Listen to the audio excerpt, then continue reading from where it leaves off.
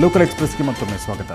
ಗಂಗಾವತಿಯಲ್ಲಿ ನಡೆಯಲಿರುವ 78ನೇ ಕನ್ನಡ ಸಾಹಿತ್ಯ ಸಮ್ಮೇಳನದ ಅಧ್ಯಕ್ಷರಾಗಿ ಹಿರಿಯ ವಿಮರ್ಶಕ ಡಾಕ್ಟರ್ ಸಿ.ಪಿ. ಕೃಷ್ಣಕುಮಾರ್ ಆಯ್ಕೆಯಾಗಿದ್ದಾರೆ. ಬೆಂಗಳೂರಿನಲ್ಲಿಂದು ನಡೆದ ಕನ್ನಡ ಸಾಹಿತ್ಯ ಪರಿಷತ್ನಲ್ಲಿ ಸಮ್ಮೇಳನದ ಕಾರ್ಯಕಾರಿಣಿ ಸಭೆಯಲ್ಲಿ ಸಿ.ಪಿ.ಕೆ ಅವರನ್ನು ಸರ್ವಾನುಮತದಿಂದ ಆಯ್ಕೆ ಮಾಡಲಾಯಿತು. ಸಾಹಿತಿ ಕೋ ಚನ್ನಬಸಪ್ಪ, ಸಂಶೋಧಕ ಡಾಕ್ಟರ್ ಎಂ. ಚಿದಾನಂದಮೂರ್ತಿ, ಹಿರಿಯ ಸಂಶೋಧಕ ಎಂ. ಕಲಬುರ್ಗಿ, ಸಾಹಿತ್ಯ ಹಂಪ ನಾಗರಾಜಯ್ಯ, ಜ್ಞಾನಪೀಠ ಪುರಸ್ಕೃತ ಡಾಕ್ಟರ್ ಚಂದ್ರಶೇಖರ್ ಕಂಬಾರ್ ಅವರ ಹೆಸರುಗಳು ಕೂಡ ಅಧ್ಯಕ್ಷ ಹುದ್ದೆಗೆ ಕೇಳಿಬಂದಿದ್ದು, ಡಿಸೆಂಬರ್ 9, 10, 11ರಂದು ಸಮ್ಮೇಳನ ಕೊಪ್ಪಳದ ಗಂಗಾವತಿಯಲ್ಲಿ ನಡೆಯಲಿದೆ.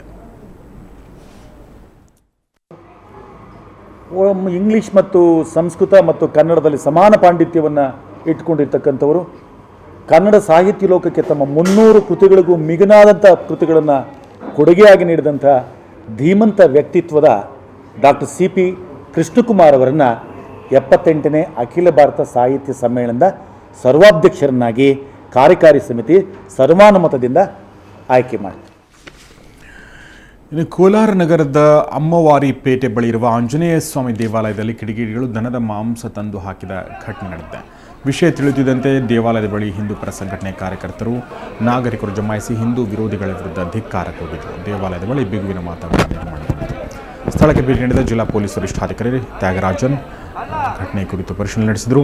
ಕಳೆದ 4 ದಿನಗಳ ಹಿಂದೆ ಕಸಾಯಿಖಾನೆಗೆ ಹೋಗುತ್ತಿದ್ದ ಹಸುಗಳನ್ನು ತಡೆದು ಪೊಲೀಸರು ಒಪ್ಪಿಸಲಾಗಿತ್ತು. ಇದರ ಪ್ರತಿಕಾರಕ್ಕಾಗಿ ಇಂತಹ ಕೆಲಸ ಮಾಡಿದ್ದಾರೆ ಎಂದು ಸ್ಥಳೀಯರು ಆರೋಪಿಸಿದ್ದಾರೆ. ಸ್ಥಳಕ್ಕೆ ಜಿಲ್ಲಾಧಿಕಾರಿ ಭೇಟಿ ನೀಡಿ ಪರಿಶೀಲನೆ ನಡೆಸಿದರು. ಕೆರಳಿದ ಜನರ ಮೇಲೆ ಪೊಲೀಸರು ಲಾಠಿ ಪ್ರಹಾರ ಕೂಡ ನಡೆಸಿದರು. ನಂತರ ಅಶ್ವಾಯು ಸಿಡಿಸಿ ಪರಿಸ್ಥಿತಿಯನ್ನು ನಿಯಂತ್ರಣಕ್ಕೆ ತರಲಾಯಿತು.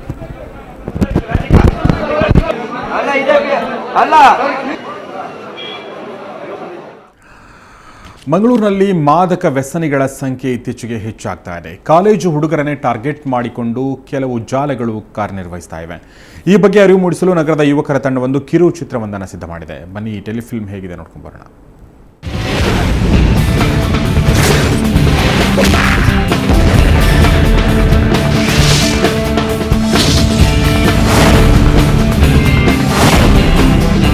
ಇತ್ತೀಚೆಗೆ ಮಂಗಳೂರಿನಲ್ಲಿ ಮಾದಕ ವ್ಯಸನಿಗಳ ಸಂಖ್ಯೆ ಹೆಚ್ಚಾಗ್ತಿದೆ.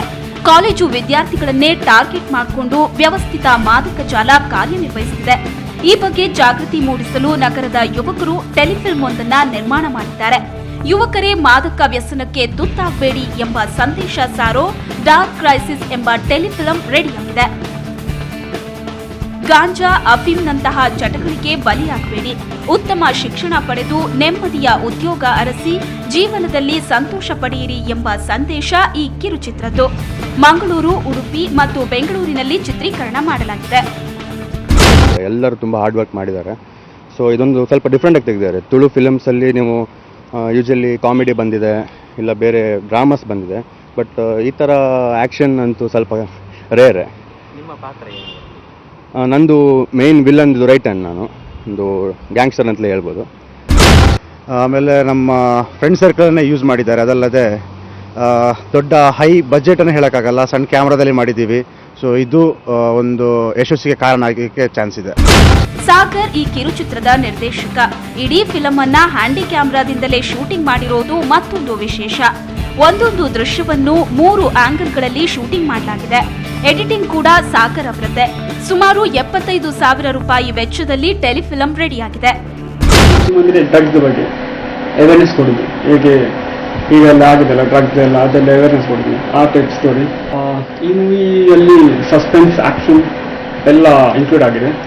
ಅಂದರೆ ಈ ಮೂವಿಯಲ್ಲಿ ನಾನು ಡೈರೆಕ್ಷನ್ ಮಾಡಿದೆಲ್ಲ ಒಂದೇ ಕ್ಯಾಮ್ರಾದಿಂದ. ಶೂಟಿಂಗ್ ಅಂದರೆ ನಾವು ಮಂಗಳೂರಿನ ಮಾಡಿದ್ದೇವೆ, ಬೆಂಗಳೂರು ಮತ್ತು ಉಡುಪಿ 3 ಜಾಗ ಹಾಗೆ ಮಾಡಿದ್ದೇವೆ. ಶಾಲಾ ಕಾಲೇಜುಗಳಲ್ಲಿ ಟೆಲಿಫಿಲಂ ಪ್ರದರ್ಶಿಸೋ ಉದ್ದೇಶ ಈ ಟೀಮ್ನದ್ದು. ಒಟ್ನಲ್ಲಿ ತಪ್ಪು ದಾರಿ ತುಳಿಯೋ ಮೊದಲು ಒಮ್ಮೆ ಯೋಚಿಸಿ ಅನ್ನೋ ಮೆಸೇಜ್ ಕೊಡೋದಕ್ಕೆ ಬರ್ತಿದೆ ಡಾರ್ಕ್ ಕ್ರೈಸಿಸ್. ಸುಕೇಶ್ ಕುಮಾರ್, ಸುವರ್ಣ ನ್ಯೂಸ್ 24/7 ಮಂಗಳೂರು. ಇನ್ನು ಬೀದರ್ನಲ್ಲಿ ಪ್ರಥಮ ಯುವ ಕನ್ನಡ ಸಾಹಿತ್ಯ ಸಮ್ಮೇಳನಕ್ಕೆ ಚಾಲನೆ ನೀಡಲಾಗಿದೆ. ಸಮ್ಮೇಳನಾಧ್ಯಕ್ಷ ಬಸವರಾಜ್ ಬಲ್ಲೂರವನ್ನು ಅದ್ದೂರಿ ಮೆರವಣಿಗೆ ಮೂಲಕ ಸಮ್ಮೇಳನ ನಡೆಯುವ ವೇದಿಕೆಗೆ ಕರೆತರಲಾಯಿತು. ಸುಮಾರು 2 ಕಿಲೋಮೀಟರ್ ರಸ್ತೆದಕ್ಕೂ ಮೆರವಣಿಗೆ ರಂಗಾಗಿತ್ತು. ಜೆಡಿಎಸ್ ಶಾಸಕ ಬಂಡೆಪ್ಪ ಖಾಶಂಪುರ್, ಕಾಂಗ್ರೆಸ್ ಶಾಸಕ ರಹೀಂ ಖಾನ್ ಮೆರವಣಿಗೆಯಲ್ಲಿ ಕಲಾ ತಂಡಗಳ ಜೊತೆಗೆ ಕುಣಿದು ಕುಪ್ಪಳಿಸಿದರು.